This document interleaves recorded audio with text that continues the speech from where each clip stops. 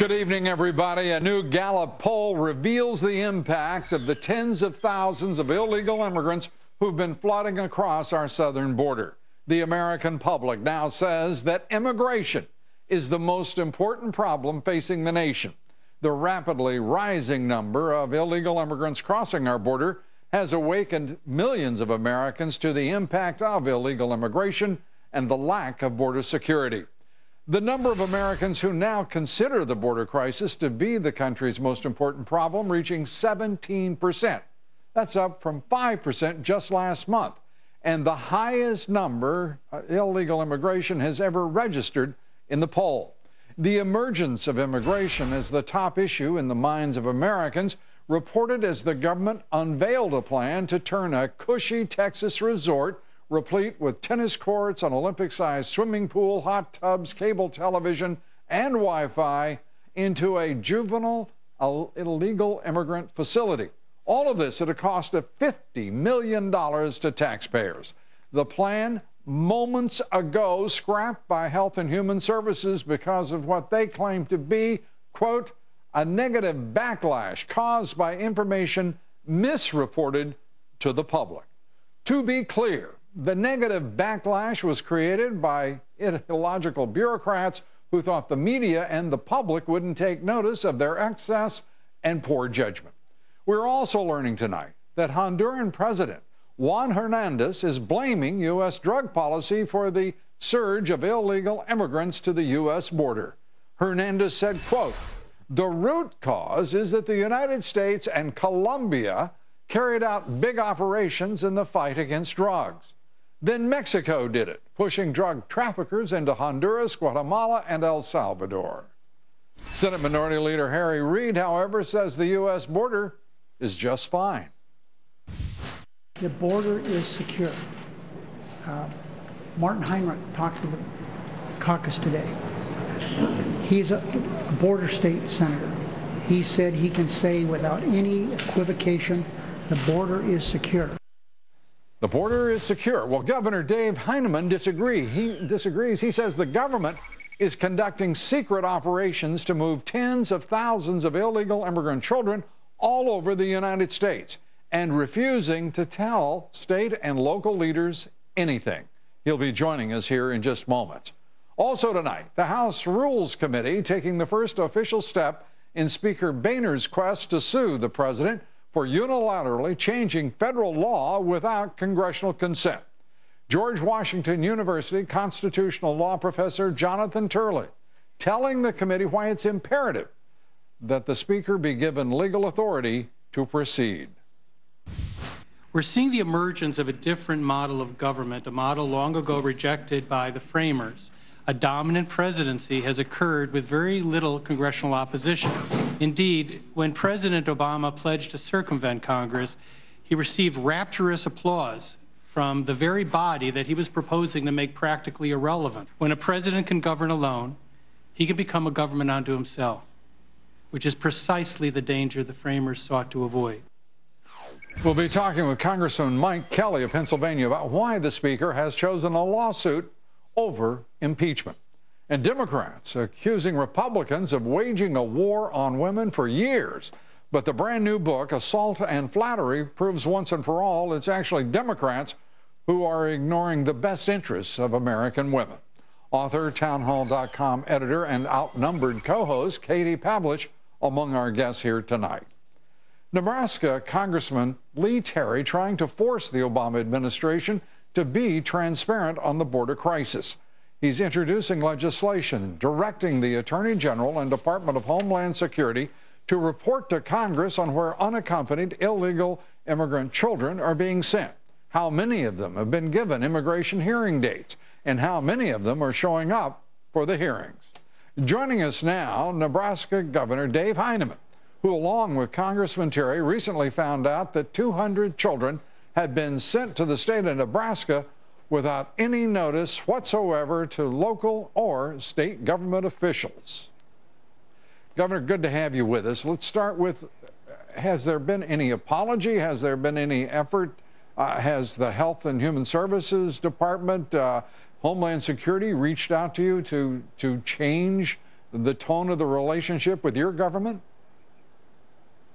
Lou, not at all. No contact, no more information. We've initiated all the phone calls, all the action. I appreciate what Congressman Terry is doing, Senator Johans in the Senate. One thing for sure, this administration says it wants to be transparent.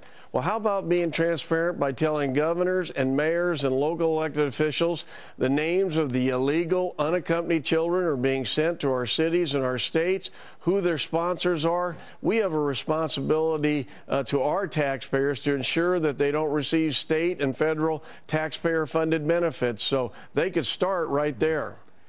They would start there, but it seems pretty clear that the Obama administration means for state and local governments and their taxpayers to bear the burden of accommodating these illegal immigrants in their communities without notice. Is there any recourse that you have? Well, I'm very, very concerned about that, Lou, because I'm not sure there is. Because, for example, we're going to have to educate those children, at least for a period of time. That'll be local property tax dollars, state sales and income tax dollars. I'll send a bill to the President of the United States, but I doubt he'll reimburse me. And I've also got another suggestion for him. How about bold, decisive, and immediate action to secure the border by activating the National Guard? He could do that right now. There are plenty of states. I'd be glad to volunteer our National Guard to go down for 30 or 60 days to help secure that border, to stem this tide of illegal immigrants coming into our country. You need to do something right now. Governor, I think it is now clear to every single American who is watching this crisis unfold on the southern border that this is a crisis orchestrated in concert with the governments of Central America, specifically El Salvador, Honduras, and Guatemala, the government of Mexico. These children could not possibly have made their way 1,800 miles from their countries of origin without the help, the assistance, whether implied or rhetorical on the part of the president, or whether active, along with all of the organizations and NGOs that are engaged in this crisis. This is political theater, but the actors are very real, and the consequences are extraordinarily grave for the country. This president means to destroy that border. And Lou, that's what we're worried about. That political theater on their part is causing real heartburn and heartache for governors, for mayors, and we don't even know what's going on. As I say, they're transporting these unaccompanied children secretly all across America into undisclosed locations, and they won't even tell us what's going on. I'm going to continue to work with our senators and our congressmen to demand to know that information. At the National Governors Association, when Vice President Biden was walking around the table shaking hands with every governor, I took 30 to 60 seconds to bring it to his attention. He said he'd check into it. We did get notified by the White House. Did you laugh in his face, Governor? Did you laugh in his face? No, I didn't laugh in his face because it's too serious of an issue. And Lou, I want to tell you, we know today that it's on the desk of Valerie Jarrett. Well, that's about as close as you can get to the president. So I do hope they'll listen, pay attention to what the governors are saying. I will guarantee you, if I may, Governor, they will not. They're not listening to Congress. They're not listening to anyone. This is a government that unto itself, this president, is ruling by fiat, and he means to continue to do so. It seems utterly, it's one thing that is transparent about this administration. Let me ask you this, why not talk to the communities in your state, the mayors, talk to the county supervisors, find out what is going on in the state, and use your own network for information and a public policy response from your office and from the state legislature to preserve the integrity of your state. Well, Lou, I'm already trying to talk to several mayors to get an idea if they know anything about it. And so far, where we think they may be going, the mayors aren't aware of it either. All we've heard is various rumors that potentially there are going to be more children showing up for school here in the middle of August. Again, we deserve to know what's going on.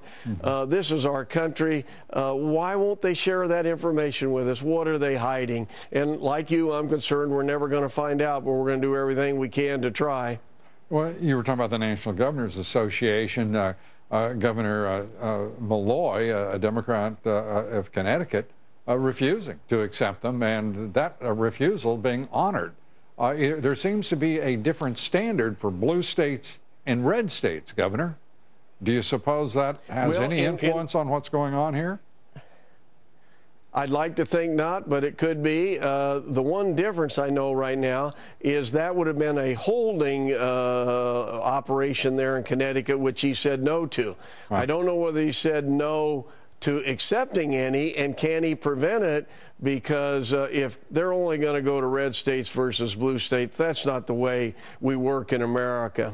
Well, this isn't really an American operation then again, is it? Governor, it's great to have you with us. We wish you all the very best. Thank you, Lou.